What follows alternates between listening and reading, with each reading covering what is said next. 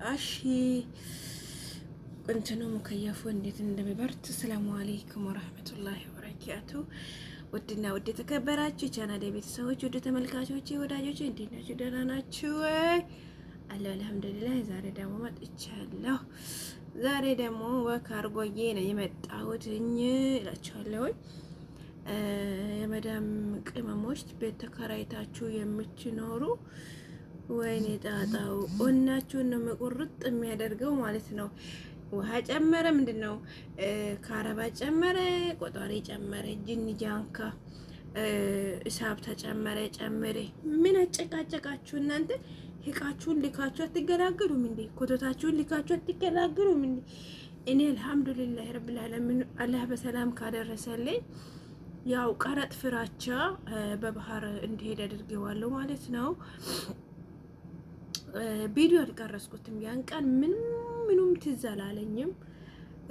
ከእቃውን ብዛት ምናምን በቃ ምን አላስታወስኩትም። ሀታ ፎቶ ራሱ ሳላነሳ ሀታ ቪዲዮ ራሱ ሳልቀርጽ ነው የላኩት። ግን ከልጁ ጋር 3 ሆነን የረተብነው ብስሚላህ። እናንተ ሳታስቡ ሱቅ ትሄዳላችሁ፣ ኮቶት ተሰባስቡና ልክ ካርጎ ቀኒቱ ራሳችሁን ትስታላችሁ። ካርጎ የሚተረጉ ቀንና አላህ በሰላም ካስገባልኝ እንግዲህ በካርጎ ልክ ይዋለው ማለት ነው፣ በውሃ ማለት ነው። ያው ከ2 ወር እስከ 3 ወር ይጨርሳል ብሎኛል። 3 ወር የሚጨርሰው ለምንድን ነው? እንደ መርከቡ አቀራረብ ነው ብሏል። መርከቡ ከቀረበ ተተጠጋ ወደዚህ በ2 ወር ይደርሳል። መርከቡ ደግሞ ሩቅ ካለ 2 ወር እስከ 3 ወር ባለው ይፈጃል ብሎኛል። እኔ አምሼ 3 ወር ፈጄ 4 ወር ፈጄ እቃዬ በሰላም እንዲገባልኝ ነው የምፈልገው። እና አብዛኛው ጊዜ ልጆች አሁን የሆነ አይቻለሁ፣ በቅርብ ጊዜ የላኩ ናቸው። ሀገርም ገብቷሉ። የዛሬ አመት ይሁን አላውቅም፣ ብቻ ቦና ላይ ነው የገቡትና በባህር ነበር የላኩት። ግን በ3 ወር ነው የደረሰ ብለዋል። ልብሳቸው ሲበላሽ ነው ያየሁት። ስጠይቀው ደግሞ የዛሬ እኮ ስንት ቀኑ ነው እያሳደሱ የሚለቁት ብሏል። ልጆቹ ግን ገቡ የዛሬ አመት ልክ ቦና ላይ ነው ገቡትና እላችኋለሁኝ። እንግዲህ ኮቶቴን ዞሮ ሀውየው መጣውኝ በውሃ ያው ልጁን ጥሩ ነው የሚለው እቃዬ በሰላም ስደርስልኝ የደስታ ቪዲዮ ሰራለሁ፣ አስተዋውቅለታለሁ።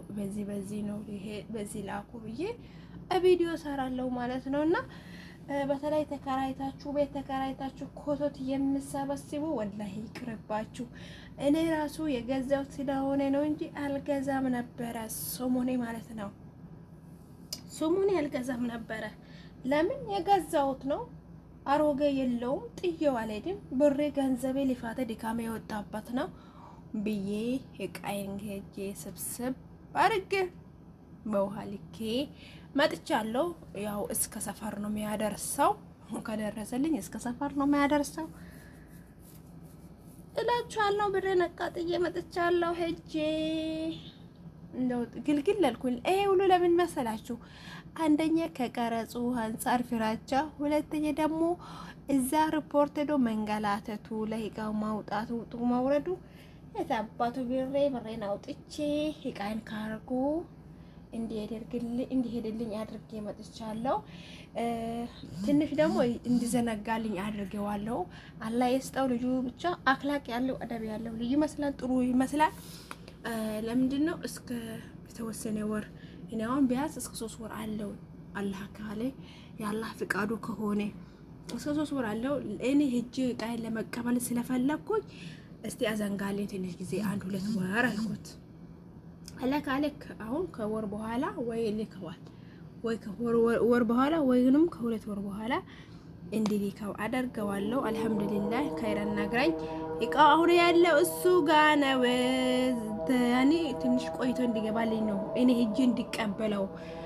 ሰውም ይቀበላል፣ ግን በእርግጥ እኔ ሄጄ ሲቀበል ነው ደስ የሚለኝና አዛን እያለ ነው እንድቀበል። ምንድነው ራሴ ሄጄ እንድቀበል እስከ 2 ወር አስቀምጥልኝ ብዬ አልሐምዱሊላህ ክፍያም አላስከፈለኝም።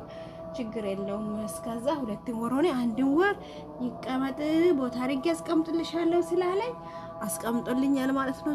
ዞሮ ከቤት ኪራይ ተገላግያለሁ። አልሐምዱሊላህ ረብል ዓለሚን።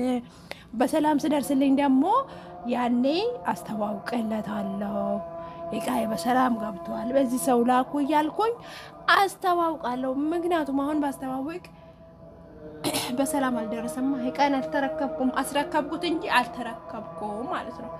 ስለዚህ ይሄ ይመስላል። ላይክ ሼር አድርጉ። ቤት ኪራይ ይቅርባችሁ፣ አትከራዩ በቃ።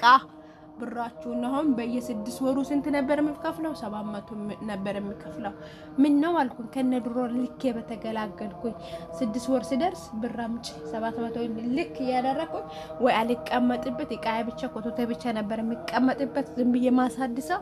አሁን ደግሞ ተገላግያለሁ እላችኋለሁ። ዶቼ አሳድሽም ብላይ ነበረ ጨምረሽ ሰደ እንኳን ልጨምር ያንን ሆኖ ልጨምር ቅርና በዛው መላ አሳድስም እኔ ማሄጃዬ ስለደረሰ አላህ ካለ አላሳድስም።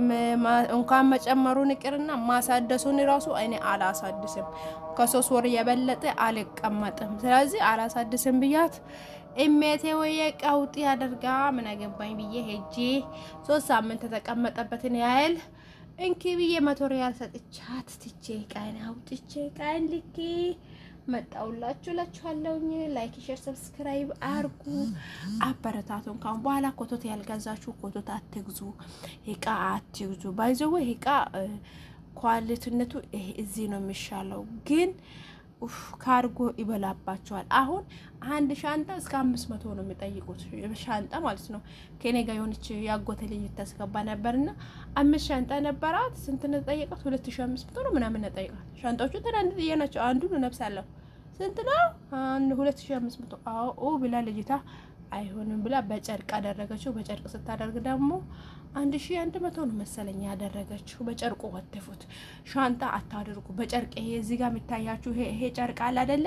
በዚህ ጨርቅ ወተፉት ማለት ነው። ያዛ ሲሆን ይቀንስላችኋል። አሁን እሷ 2500 ተብላ ነበር 1200 አስደረገች ማለት ነው። እኔ ራሱ አልተከራከርኩትም። ዝም ብዬ ነው በሬን እንትን ያሸነፍኩ እንትን የሰጣሁት ማለት ነው። አልተከራከርኩትም። ለምን በቃ እስ ያለ ምንም ጭቅጭቅ አላህ በሰላም ለሀገሩ ጋር በቃ ወቃዬ ያለ ምንም ጭቅጭቅ እስከ ሰፈር ያመጣልኛል ማለት ነው። ለዛ ብዬ ያልተከራከርኩም። እቃው ብቻ በሰላም መድረስልኝ ብዬ አስረክቤው መጥቻለሁ። ላይክ ሼር ሰብስክራይብ አድርጉ። ኮቶት አትግዙ፣ ይቅርባችሁ። ወላሂ ይጨንቃል።